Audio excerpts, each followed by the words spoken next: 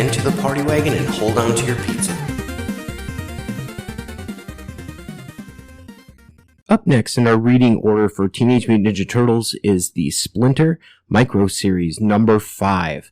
This one with a script by Eric Burnham, art by Charles Paul Wilson, letters by Sean Lee, colors by Jay Fotos, and editor Bobby Curnow.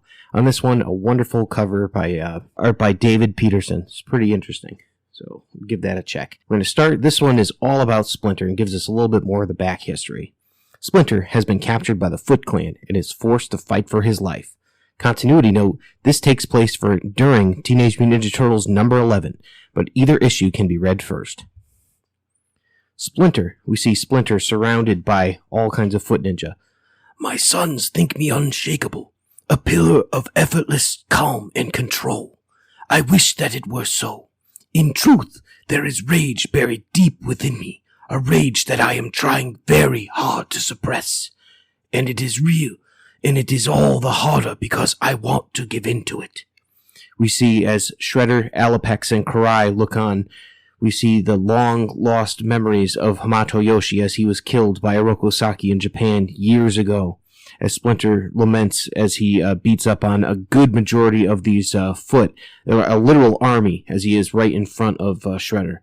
My long-buried anger is resurrected by Oroku Saki, who himself has somehow returned to life. When we last saw each other in another life, he had killed my beloved wife and sons. With my last words, I promised him that when next I met him, I would destroy him. But despite my anger, I know I cannot simply give in to the violent impulse. Things have changed. I have changed. Though I possess more spirit and memories of Hamato Yoshi, I have never taken a life with these hands. I have taught my sons to use violence only as a last resort, to avoid killing at all costs. I do not want to desecrate the gift that we were given, a second chance at life, with murder. As Splinter continues to fight, we see some more dialogue as he catches a sword in his hands and he disarms a foot with a swift elbow up into their clavicle and then a punch to knock them out. And it's very reminiscent of the style that he spent in his youth as Hamato Yoshi. Yet I still feel the anger within calling out for Saki's blood. A small voice whispers, it is not simply vengeance. Oroku Saki must not be allowed to spread his evil this time. He must be stopped, even if others must be sacrificed to reach him. My temper urges me the most terrible of actions. No. I must regain complete control. If I am to leave here alive, I cannot allow anger to cloud my judgment as it did in my youth. It shows in his youth that he was actually a pretty brutal fighter, and he was just beating up on all of the people that he was training with. We see his master, Hamato Yoshi! What?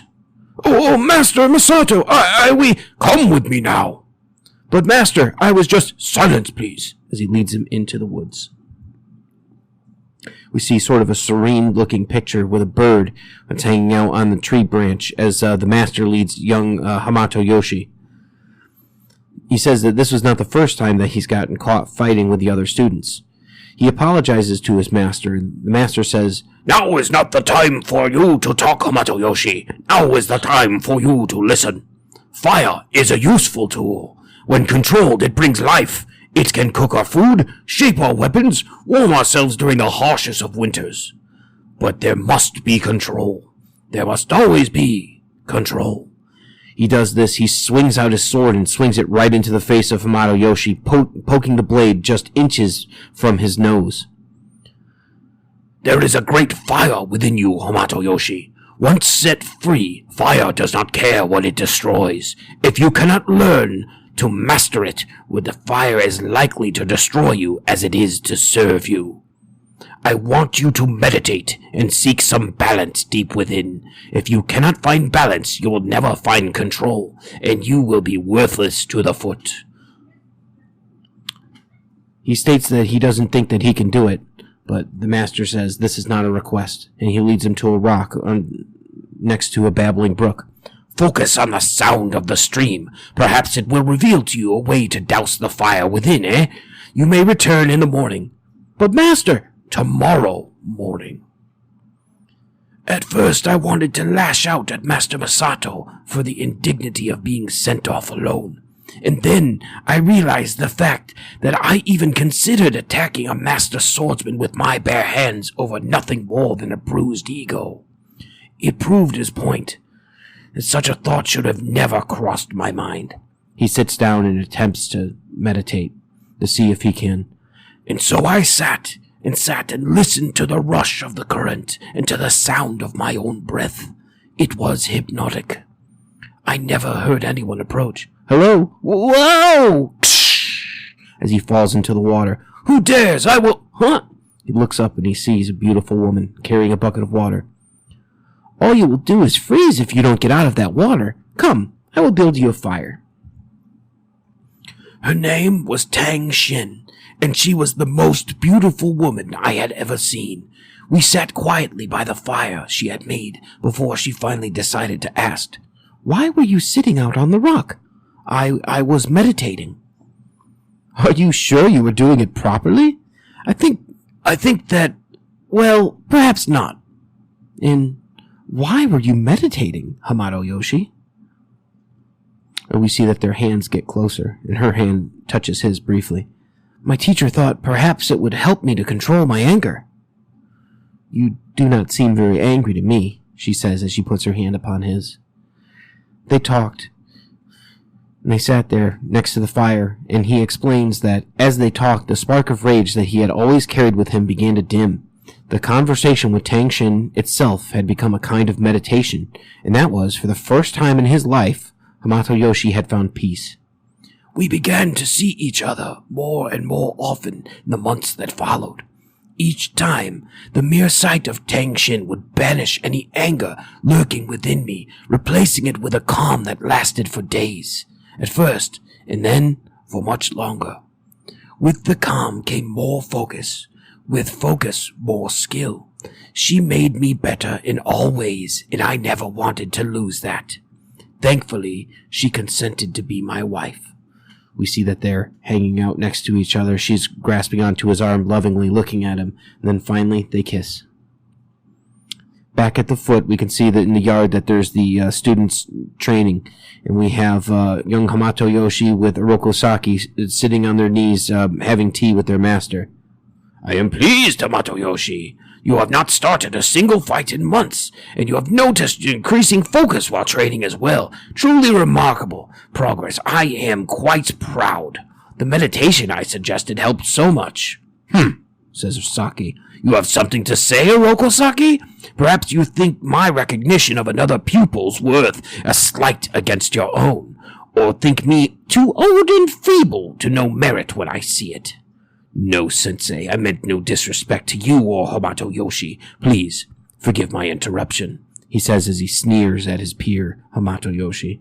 Very well. The clan has accepted a contract on behalf of the merchant Kaneko and his son, who was murdered in cold blood by Lord Ochi. Now, Ochi is a very dangerous man, but Kaneko insists on immediate vengeance. Do you two think you're up for it? Yes, Sensei, they both say. Excellent. Now pay close attention. I have a plan. You will execute it tonight. Fast forward to tonight, and we see what looks like a palatial mansion, and night has fallen.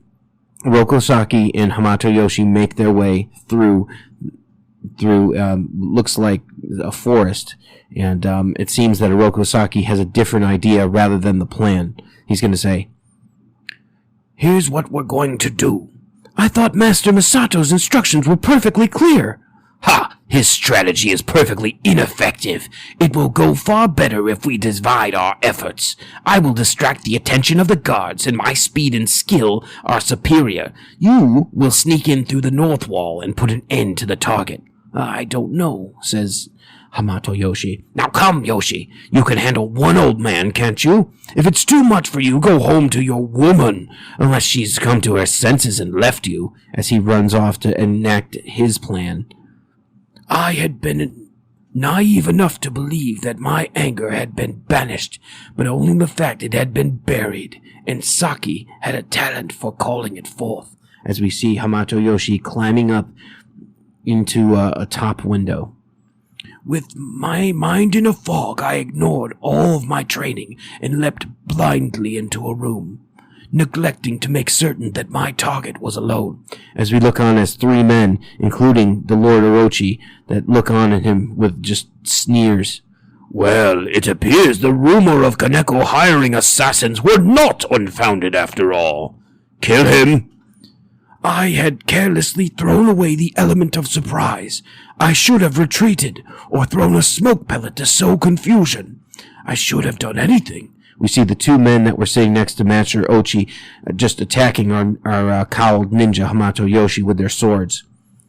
I should have done anything other than to face two armed men in battle. He's actually holding his own quite well. It was a poor choice not to make one made with a clear mind. Luckily, my opponents made mistakes as well. We can see as they actually slash into each other, and quickly, Hamato Yoshi is able to dispatch the two men. I'm impressed. I didn't expect Kaneko to hire anyone even remotely competent, says Lord Ochi as he attacks from behind and slashes at the back of Hamato Yoshi with a whack. We can see that he's injured with a knock. His blade now wet with Hamato Yoshi's blood. Lord Ochi was every bit a master swordsman. There would have been no dishonor in falling to him for a blade under normal circumstances. But I would not allow myself to die until I saw Tang Shien once more. Lord Ochi pushes him back into the wall, where he cracks the wall, and then he pushes his sword up against him, and he has both Hamato Yoshi's sword and his own to the throat of Hamato Yoshi. However, the will to live so great, Hamato Yoshi manages to spring a kick up and hit him underneath his chin, disarming him as well. That desire gave me the focus needed to triumph, but barely.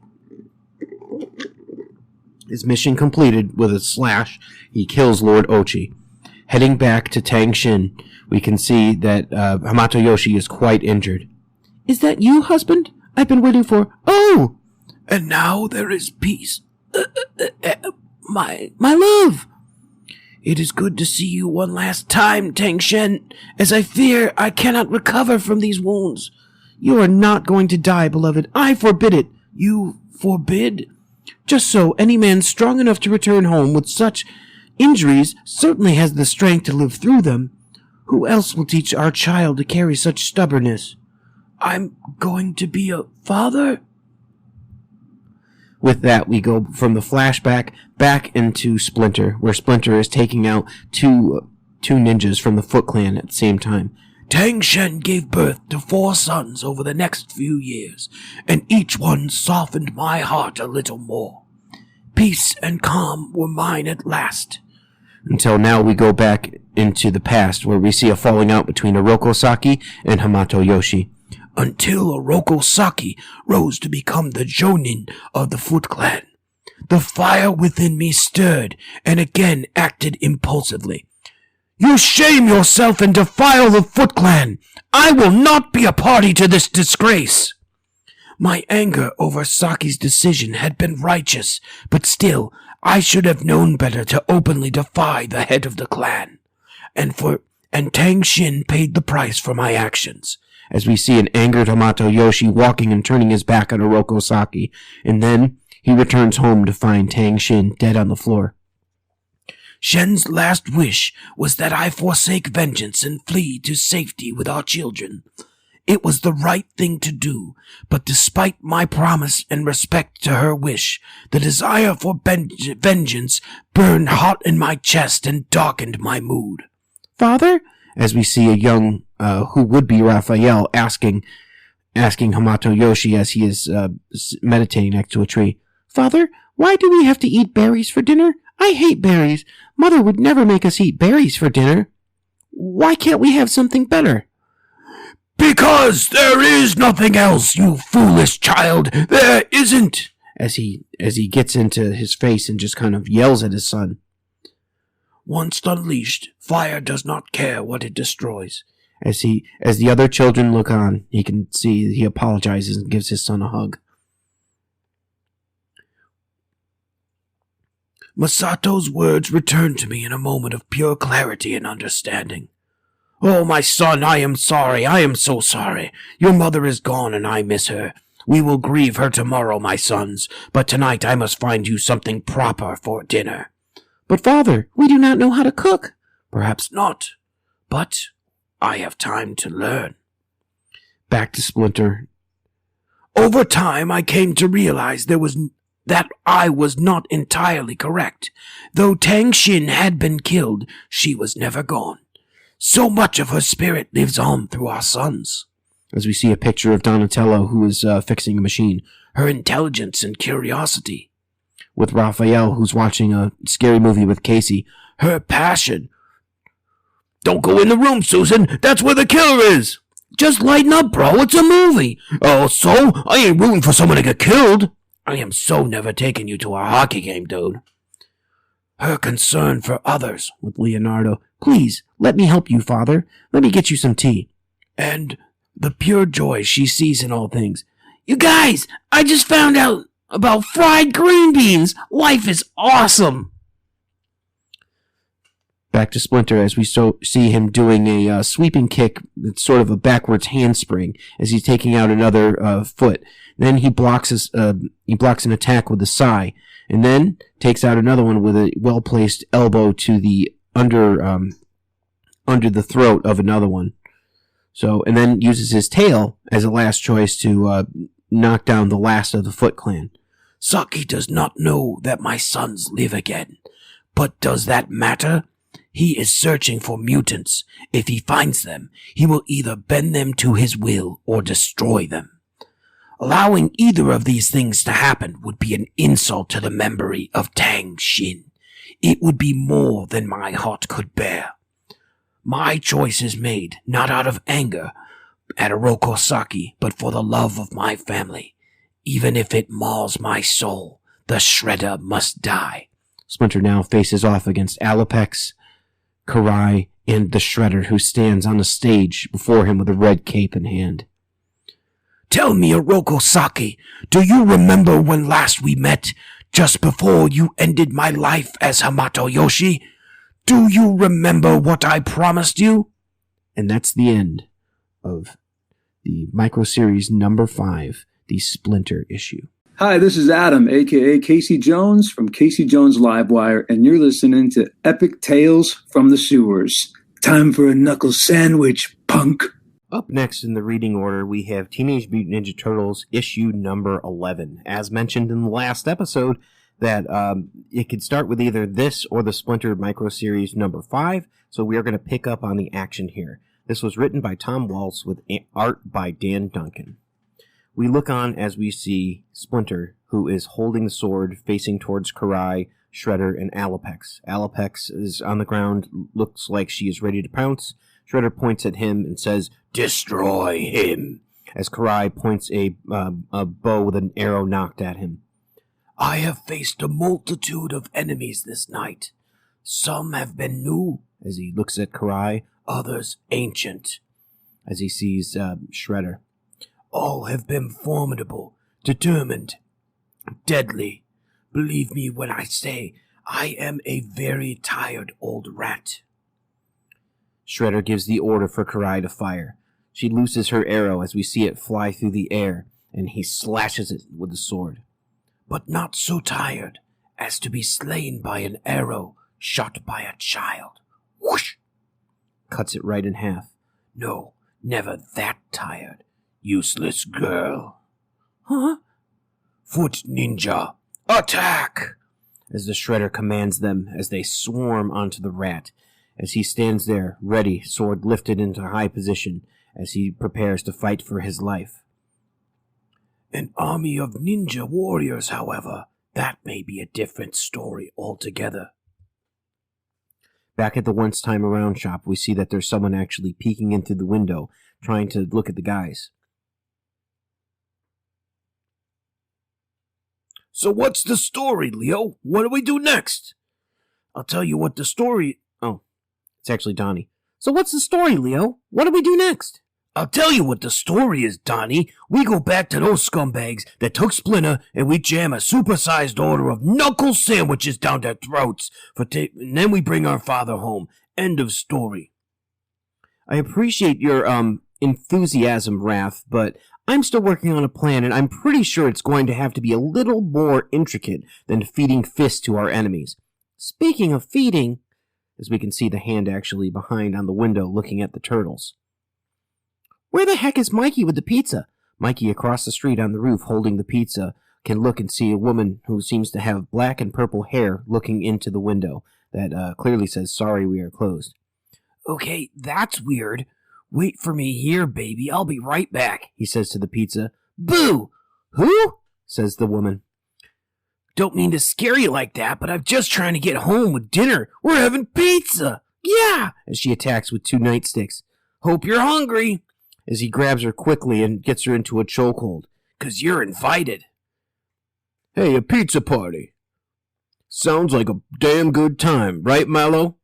Hells yeah, Link. As we see 3 men, one of them holding a chain, one holding a stick, and the other one standing there not holding a weapon as they pop up behind Michelangelo, who just says, "Oh," as the woman with the purple hair kind of smirks at him.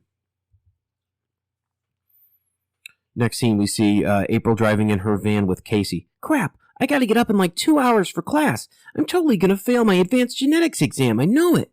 Well, if it makes you feel any better, I bomb test all the time, and I don't stay up all night sneaking through sewers and fighting insane robots. Yeah, well, tonight was pretty insane, huh? I just hope that those guys find Splinter and that he's okay, says April. He'll be alright, you'll see.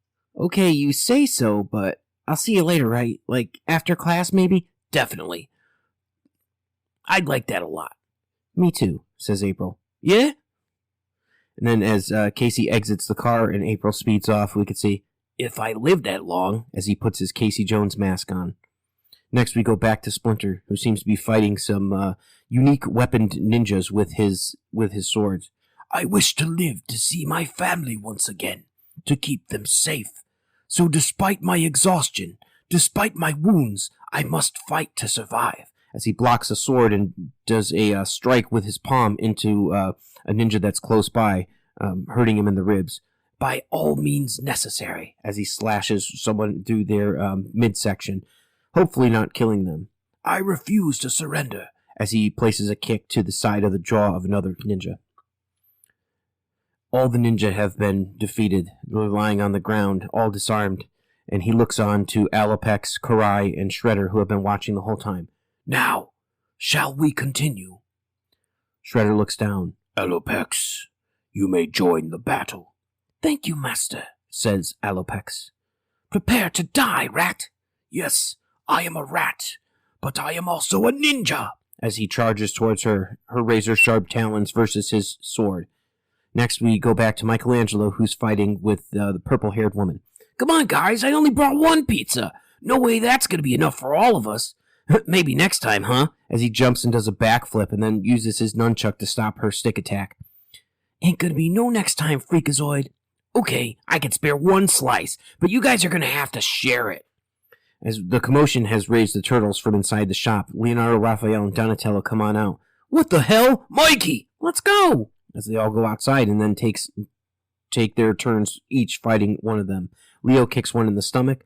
Raph blocks a knife with his sai, and then Donnie attacks someone with a pipe. What took you guys so long? You were reading my comics? Better have bagged and boarded them, right? Shut up, Mikey, this isn't funny. Yeah, who the hell are these punks? Gunk, as Raph disarms one of the guys. Leo jumps onto the back of the guy with the chain and actually starts choking him with it. Who the heck? Yeah, we're getting real sick of you freako mutants invading our turf, says the woman with purple hair, as Mikey has her in a chokehold again. Donatello has one on the ground with a wrist lock. You stinking ninja creeps just better keep back. What did he say? No way. Angel? As we see, Casey takes off his mask. As he looks, he definitely recognizes the woman with purple hair. Back to the action. Splinter dodges a attack, a slash for the face from Alopex. This one is fast. Extremely fast. As she lands a strike to his stomach, knocking him to the ground. He responds with a kick to her midsection with both feet, sending her reeling backwards. Just as my son Raphael has said she was. You are not unknown to me, Alopex.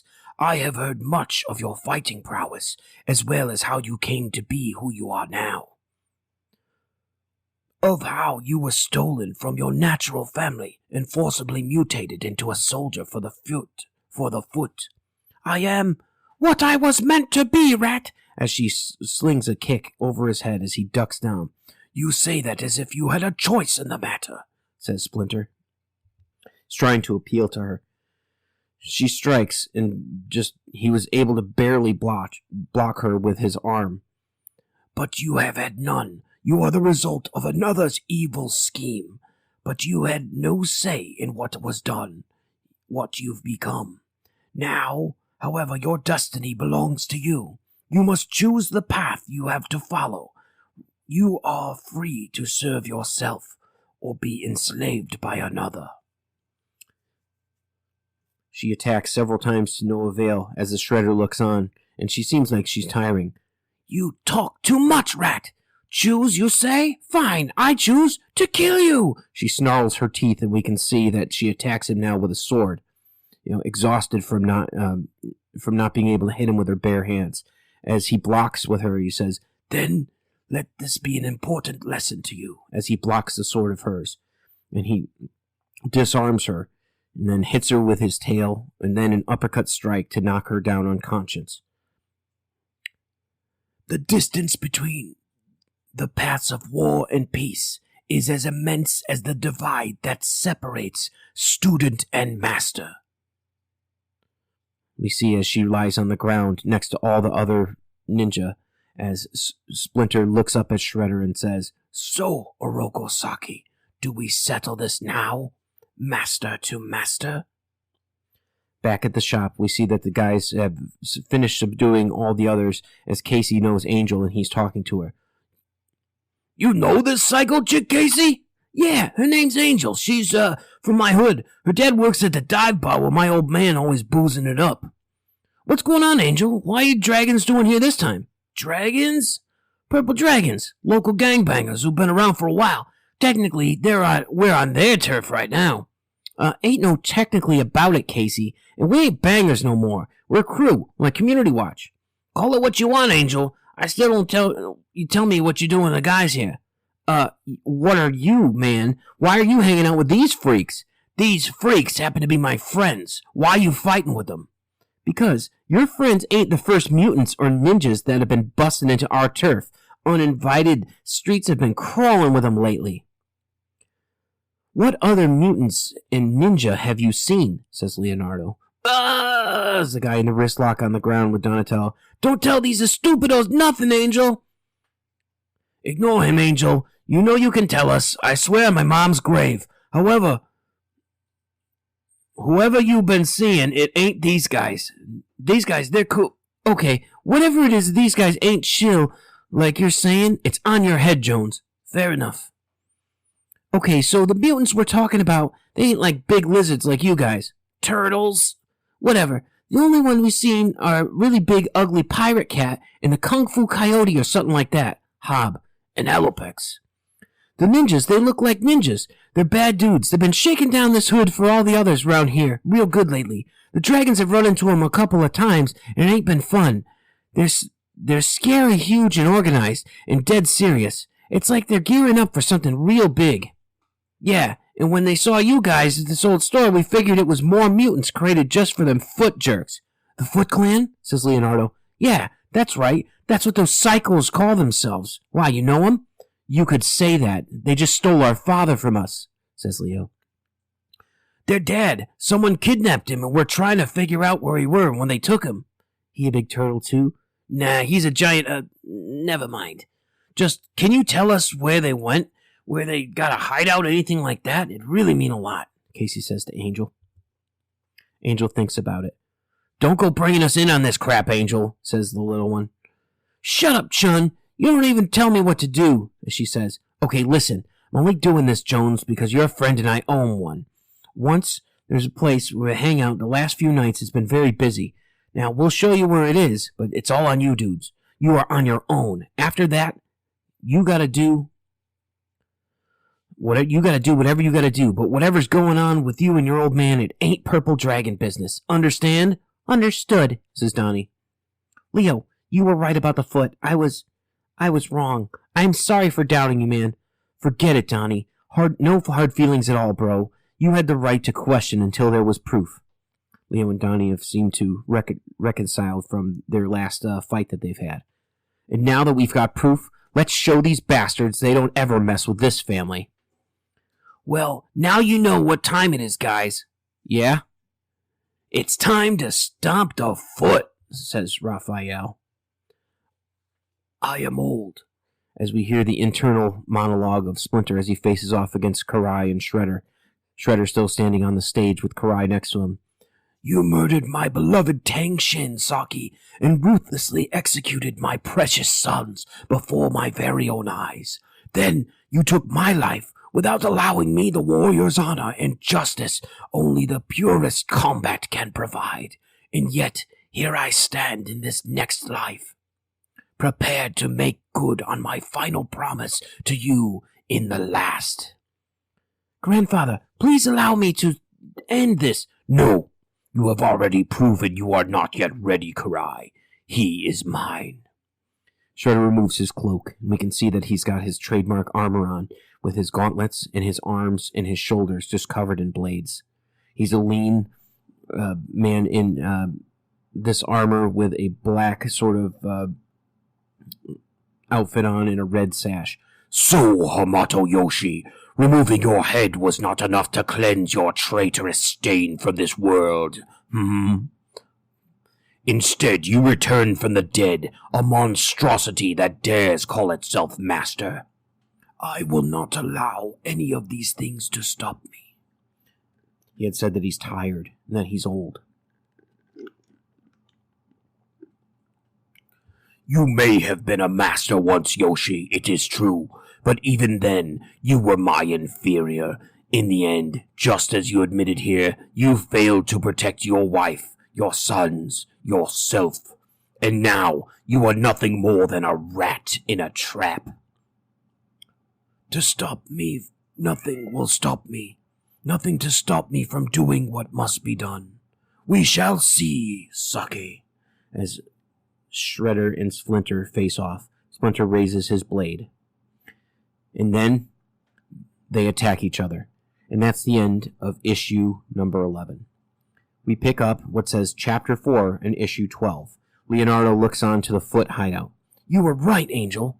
This definitely looks like the place. Yeah, and I told you before, this is as far as the purple dragons go. You guys are on your own from here. You sure don't want to join the fun? Looks like there's plenty of foot punks around. Should be a good time for a little payback. And in the crap they've been pulling in your hood. Estás loco. There ain't no good with these gangs, man. This place is one hideout for these dudes. They're all over the damn city. We got enough heat for bringing you on our turf already. We don't need to be inviting no more. Yeah, good to see them guards outside. Foot it, don't play around. The three guys that had fought with Angel have decided they're not going to be in on this. So the turtles just say, that's okay. Neither do we. So Leo's saying he doesn't play around. As Casey, Mikey, Raph, Leo, and Donnie take off towards action. Back to Splinter versus Shredder. Oroku Saki. Oroku Saki is only playing with me now, toying with me. He blocks with his gauntlet the overhead strike that Splinter has done as he clang! Sparks fly as it actually glances off. Of this we are both fully aware. You will not prevail, Yoshi. Your defeat is inevitable. You know this. He makes a lunge with his slashing gauntlet towards the neck of Yoshi, who gets out of the way, but it's only a lead for a kick to the midsection that sends the old rat flying with a whook. You have fought commendably tonight, but your body weakens now. It fails you. He speaks the truth.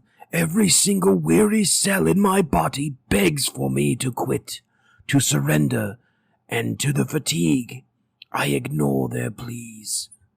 He gets back up and he grabs a bow staff from a ninja that had fallen on the ground. Instead, I focus on my family, my beloved sons and my precious Tang Shien. I think of all that this monster has done to them, and the pain and fear he has brought to their lives, past and present. Of the happiness he has stolen from me. I remember it all. The sting from the memories, both joyful and tragic, plunges me upward past my own pain and fears, and back into the fight. We see as a loving Hamato Yoshi looks on to Tang Shien and his 4 sons as they all hug lovingly, in a memory that he conjures up to give him some strength.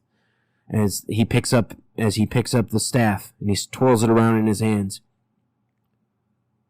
You were saying, Saki? Ah, Yoshi, I see you remain as stubborn as you ever were. Such wasted energy. So be it. Let us continue. Overhead Strike dodged and glanced off with the bow staff from Splinter. Then Splinter hits onto the side, and then with a deft move, moves the side of the bow staff and actually hits Saki right underneath his chin. I search deep inside for the strength required to end this, to rid the world of this one's unyielding terror. I seek out to all that's honorable in my heart and my soul, doing everything within my power to pay respect to the universe for so benevolently answering my final prayer in my last life, granting me this opportunity to face Saki once again. As we see, as he looks on as his 4 children were about to be murdered by Foot Clan back over 100 years ago, as Saki looked on. Now, Splinter faces Shredder, warrior to warrior, and he appears to be having the upper hand. But in the end, enough! Shredder slices the bow staff in half, and then, with a palm strike, hits him just underneath the chin, sending Splinter back and falling onto the ground. I understand that the universe will not grant me victory over this foe. I will not prevail. The best I can hope for now is a warrior's death. This has gone on long enough. How apropos that a lowly traitor has returned to the world as a rodent. I know I must accept my fate, but to leave now, when the ones I love facing such unspeakable dangers, I feel as if I've failed once again as a warrior. And as a father. Now you will truly die as you have once lived, as a filthy rat. Goodbye, Hamato Yoshi. My sons, forgive me. We see the silhouette of something up by the window. Looks like the body of a man. As it's pushed through and it breaks through the grass, it surprises Saki as it hits him and knocks him off of Splinter. Yo, Pinhead, listen up. Mess with our old man, you mess with us. As we see Leo already into the fray, Donatello, Michelangelo, Raphael, and Casey Jones jumping in through the broken window. Shredder stands up. Fools, why do you dawdle? Attack! Kill the intruders! As he looks on as Karai, the remaining ninja that are not knocked out, and Alopex. The turtles jump into action, and Raphael heads straight towards Alopex. But leave the rat to me, says Shredder. Karai attacks Leonardo, sword to sword. Guys, we've got to get father out of here, stat! You waste your breath, mutant. None of you will leave here alive. There is no way out. Yeah? Well, I guess I better start cutting a path, says Leo, as clang, as he clashes swords with Karai, who seems somewhat overwhelmed by his skill.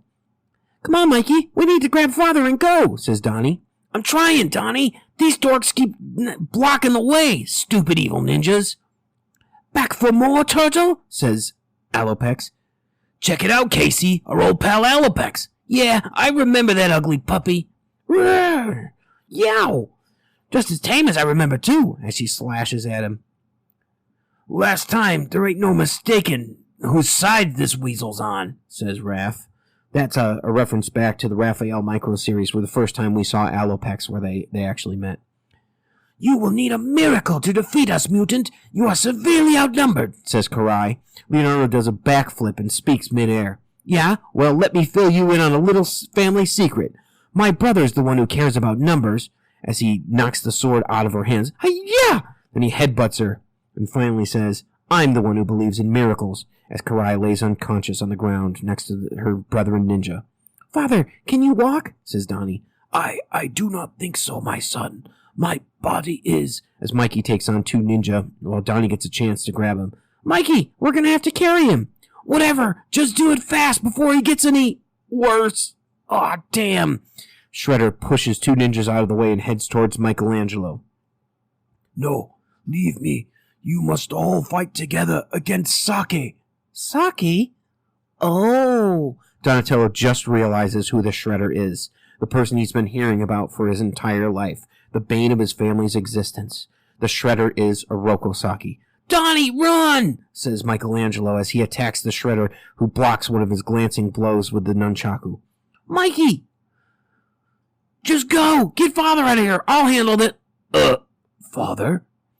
Shredder grabs the nunchuck with one hand at mid-strike, and then uses his foot to actually kick Michelangelo back off, reeling him and unarming him in the process. Fascinating. Here comes Casey. Damn, these guys are roaches. You smash one and 2 more come up out of the cracks. Raph still fighting Alopex. Gonna run away behind a smoke bomb again, little damsel in distress? You run your mouth too much. That rat wouldn't shut up either, but at least he could fight. You? What? All talk, no action, as she slashes and knocks him down on the ground. We can see the scratch marks on his face. Too much talking? Huh, fine. He backfists her in the face and knocks her unconscious. What about that for talking? I hear you, says Casey. Alopex now subdued. Raph is free. Come on, Donnie, I'm coming, says Mikey. Just keep those jerks off of me, Mikey and... And what mutant? As Shredder pops up behind Donatello, ready to strike, Leo yells, Donnie, get away from my brother! As he attacks him, just taking his 2 swords in a jump straight down his head, what would have been a killing blow to anyone other than a ninja master. Yeah! Kicks him with a just straight kick that sends him flying. Leonardo lands on his feet, however. Leonardo, hear me now. Remember what I have taught you, my son, and your brothers must work as one against Saki. It is the only way. So Leonardo sees this as Donatello attacks, and his staff is blocked by one of the gauntlets and Shredder, seemingly effortlessly. Your father is beaten, fools. He has lost as you will, and if you persist in this battle. Instead, join the foot, join me, and know victory. As we see Donatello and Michelangelo both blocked and disarmed by Shredder, who does sort of like a sweep attack to take out Donnie, and looks like a punch to just block the nunchucks from Michelangelo, and then sending him flying. Raphael comes in here and looks like he is just trying to slash him a little bit as he runs by, as he's distracted. You look like a loser to me. As he catches him. It's okay, Leo, I got him, says Casey. You sure, Casey? I can help. If crap! There's another giant foot, looks like the one that Splinter was actually trying to fight earlier, comes and attacks Leonardo. Where did he come from? Hold on, Leo. Don't sweat it, Casey. We see Angel jumps into the fray. I've got this gorilla. Angel, what are you doing here? Saving your butts is what it looks like. Oh, butts, totally, thank you. But I thought, that wasn't Purple Dragon's business. It ain't my business. Look, I owe you one, Casey, and like big time, and I couldn't just stand around and do nothing while you were in trouble, okay? Yeah, okay. Yo, Turtles, we're out of here. So up goes Casey out of the window, and it looks like Angel's just paving his way so they can get out with Splinter as he's carrying him outside. We look on as Angel's in the window, just kind of lingering there for a minute just to see what's going on, as we see Leonardo running towards the Shredder, who is holding Raph up by the neck. Donatello reels in the corner. Wait till I'm loose, chump. Guys, we got what we came for. Time to finish this, as Leo kicks Shredder in the back while he's occupied. Yeah!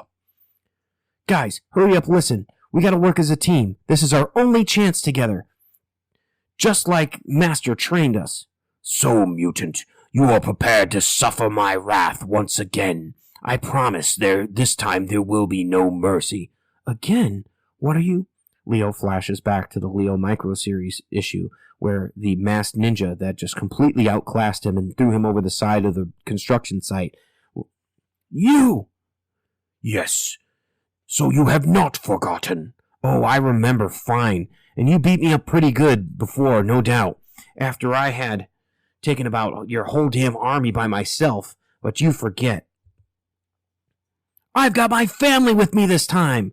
Leo runs at him, slashing, swiping him with both swords into the midsection. Michelangelo hits him in the back, roughly in the kidneys with his nunchucks, as Donatello hits with a swipe of his staff, knocking the helmet off of him. Raphael sends a back kick, kicking him into the wall as he looks semi-defeated.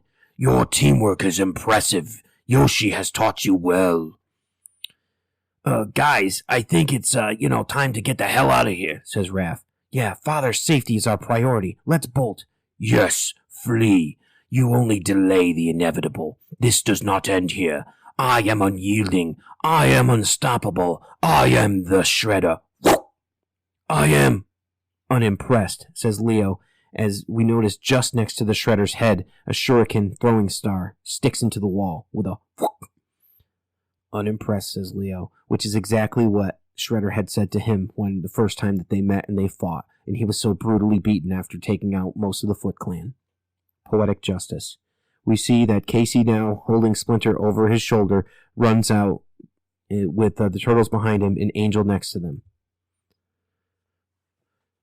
Change scenery now to looks like a high-tech plane, and we see Baxter Stockman, Mr. Hobb, 2 rock soldiers, and General Krang. General Krang waits on the tarmac on the stairs. Well, Stockman, needless to say, I was unimpressed every step of the way during this visit. A failure from start to finish, just like my entire relationship with your pathetic company. Minor setbacks, General Krang. Nothing more will retrieve the rat. Nothing more. We will retrieve the rat and have the psychotropic compound for you. Yeah, that rat freak's history when I get my claws on him. Quiet, Mr. Hobb. As I was saying, General, things will improve starting now. Mr. Hobb, you're fired. Blam! We see that Baxter Stockman was holding a gun and shoots Hobb dead straight in the chest as he falls down. Ugh. Interesting. As I told you at the labs, I am no longer concerned about the rat. How much blood have you taken from that useless imbecile? He's referring to Hobb. Mr. Hobb?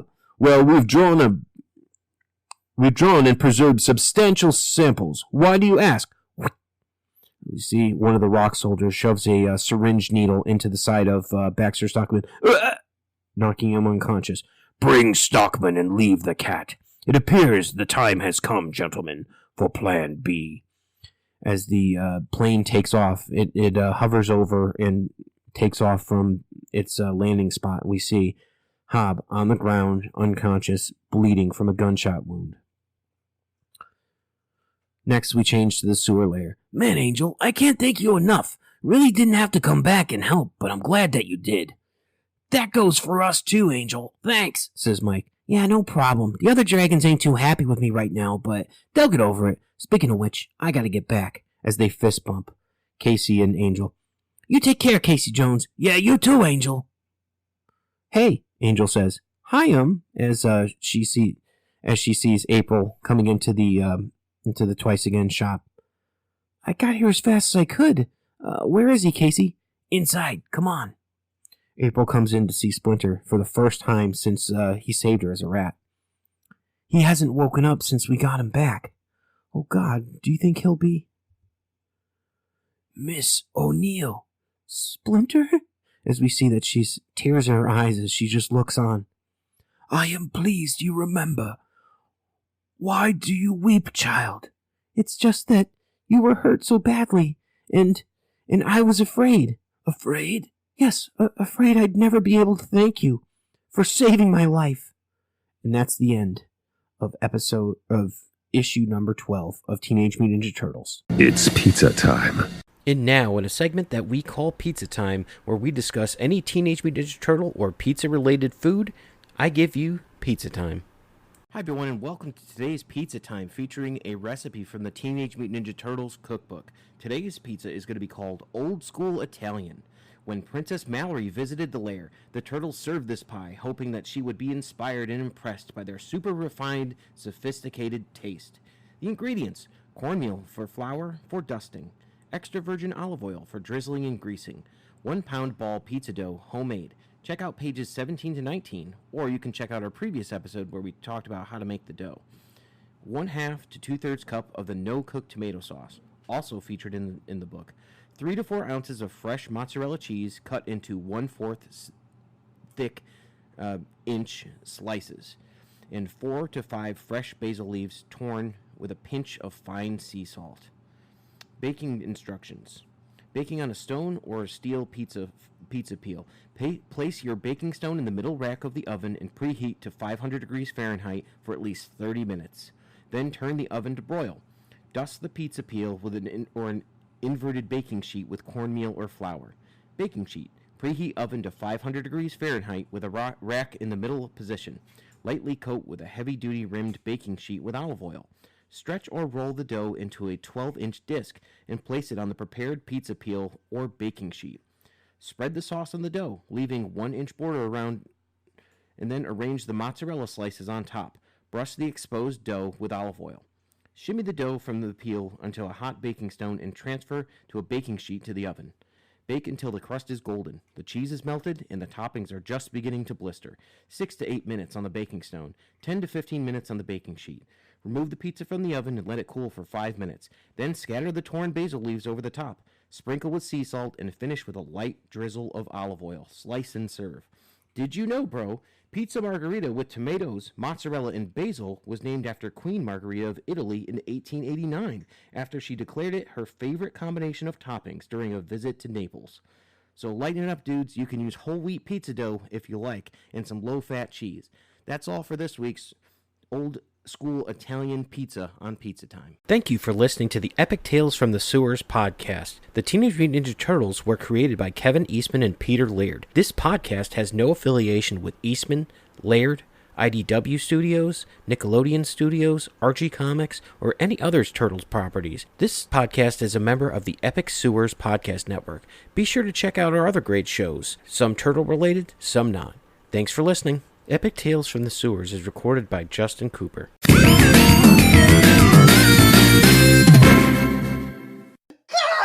Cowabunga, dudes! Everyone thinks because you're a zombie, you don't know good coffee. Well, they're wrong. We have very active lifestyles. It's not all wandering the countryside aimlessly or scaring passing motorists. And we all love a good cup of joe. And there's only one brew that gets my seal of approval. Deadly Grounds coffee is my guilty pleasure. Bold, robust, delicious. It's coffee that can wake the dead. With over a dozen different roasts and flavors, Deadly Grounds can satisfy the most finicky of coffee addicts. The aroma is so intoxicating. It brings all of my neighbors out of the woodwork. Deadly Grounds coffee. Coffee to die for and zombie approved. It's good to get a little deadly.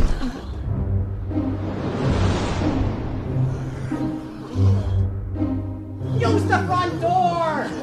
Oh, they're so disgusting.